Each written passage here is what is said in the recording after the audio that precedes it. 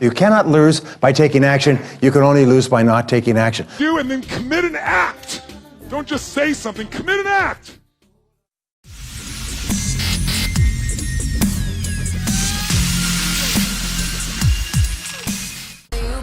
Now, what's a small change you're going to make? But that small change will create momentum. It's like you're heading this direction and we make a 10-degree shift. Looks like nothing. But we take it out a week from now, a month from now, 6 months from now, you have a different destiny, a different destination.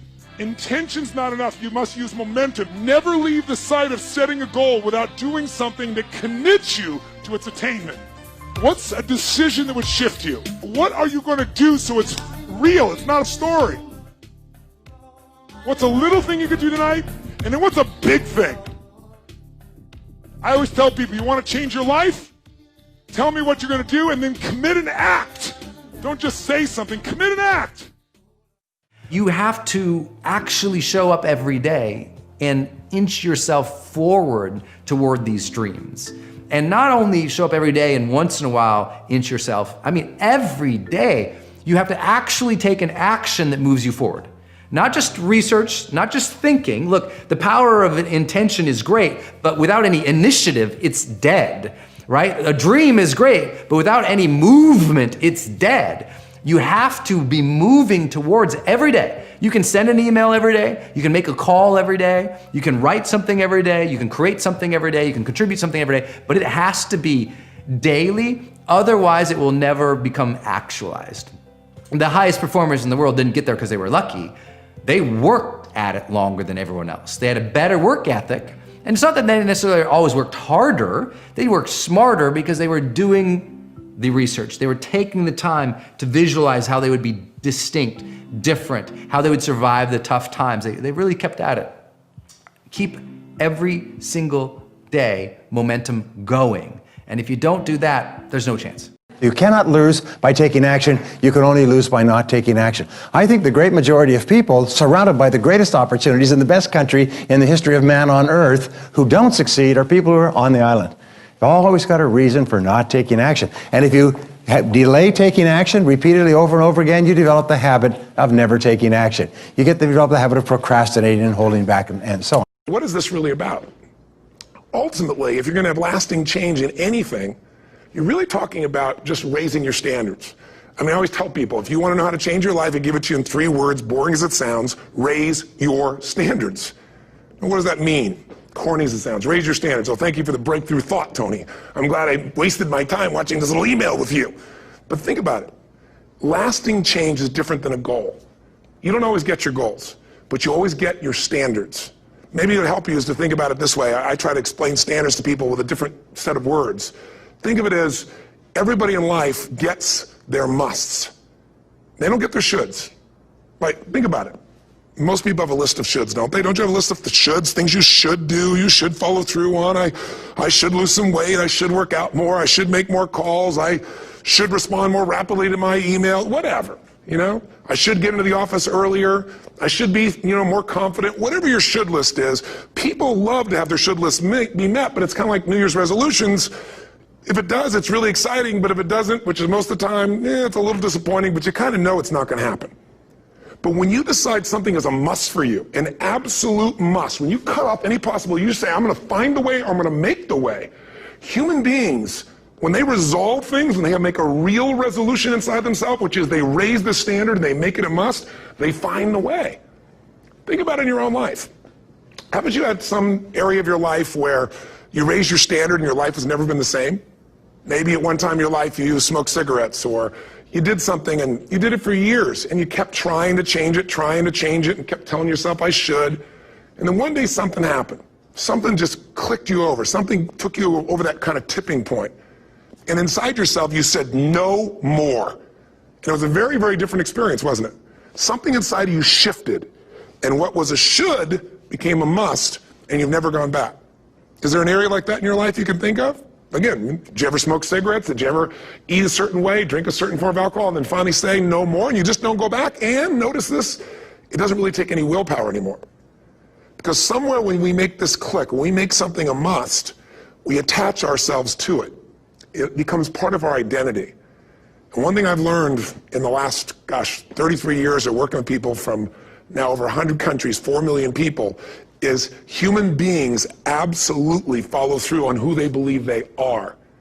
If you said to me, well, I'm really going to work hard to stop smoking, but, I've been a smoker my whole life, and I am a smoker, I know your days are numbered. You're going to be back smoking cigarettes again, because we all act consistent with who we believe we are. I tell people the strongest force in the whole human personality is this need to stay consistent with how we define ourselves. If you define yourself as somebody who is really conservative, you're not going to be crazy and act nuts unless you're really drunk or something, and then you could say it's the alcohol, when it's really just you finally getting permission to be yourself. The alcohol is your excuse. If you're a really crazy person, you act crazy, outrageous, playful. You don't act conservative because that's not who you are. Very often people say, well, I can't do that. I'm not that kind of person. And I always say to people, really, when did you define yourself? I mean, really, how many years ago did you come up with what you could and couldn't do in your life? How many years ago? Most people, if they really look at how they're living their life today, it's based on a set of standards, a set of beliefs that they made choices about 10, 20, 30 or more years ago. I mean, very often we made decisions in our youth or very young about what to believe, about what we were capable of, about who we are as a person, and that becomes the glass ceiling, if you will, that controls us. There's a corny metaphor, but it's true. I remember one time I was with my family at the circus, and there was a person there, and they had this big, giant elephant, and you look at this elephant, and they take this little rope, put it around the elephant's neck, and they drive this stake into the ground.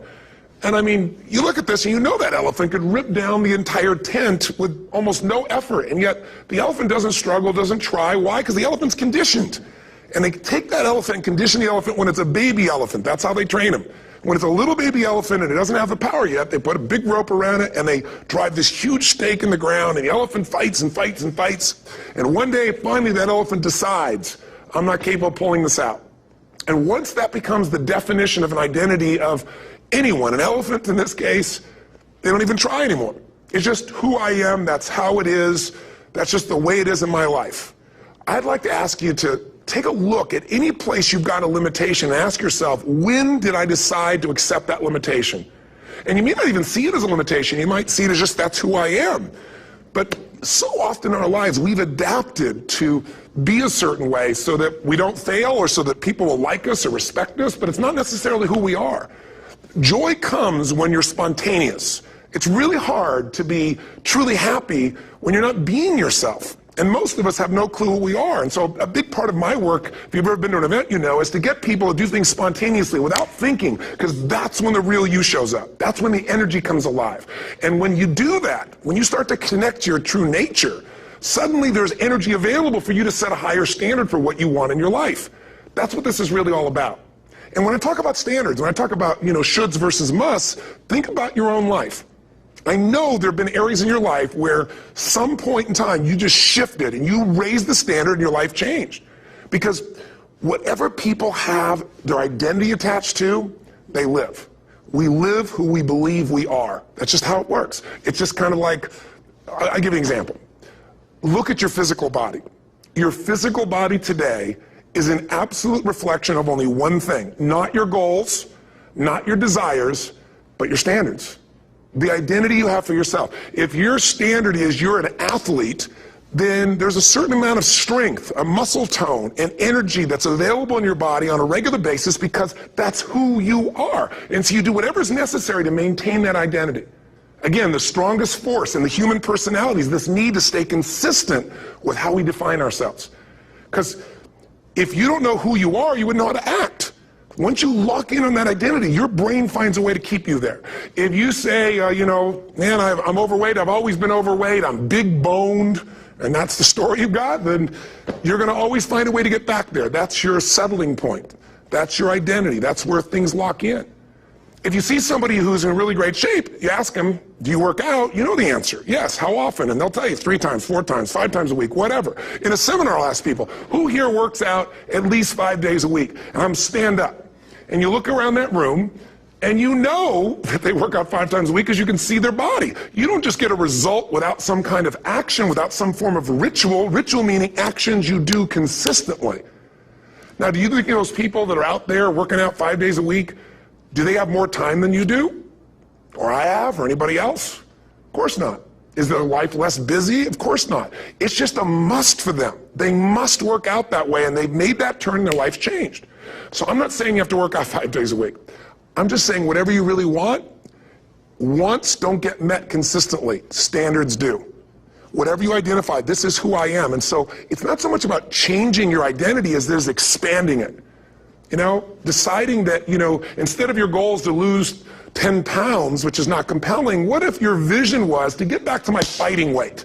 You know, this year, this month, this next 90 days, I'm going to transform my body. I'm going to take on a new challenge. I'm going to find some technique or strategy, there's a million of them, that can reframe myself where I want to feel younger, stronger, more vibrant than ever before. Here's my reasons. Because I want the energy to really make my life work. Because it's tough out there, and I want to be stronger than I've ever been before. I want to go in front of the mirror, and if I'm naked, not, you know, want to laugh. I want to look there and take a good look and go, yeah, I'm proud of whatever I see there. Whatever it takes, something's going to make you laugh, smile, something that's going to tease yourself, but something's going to move you to another level. If you identify yourself in a new way and you own that every day, and that becomes the standard of how you live, you'll find the way to make that standard real. Money's the same way. Think about it. It doesn't matter what's happening, quote unquote, in the marketplace. People that make money find a way to make money no matter what, don't they? I mean, most people's standard is to pay their bills. So that's what most people find a way to do, even when economic times get tough. Most people, if that's their absolute standard, they find a way. Some people's standard is pay their bills most of the time. And so most of the time they do.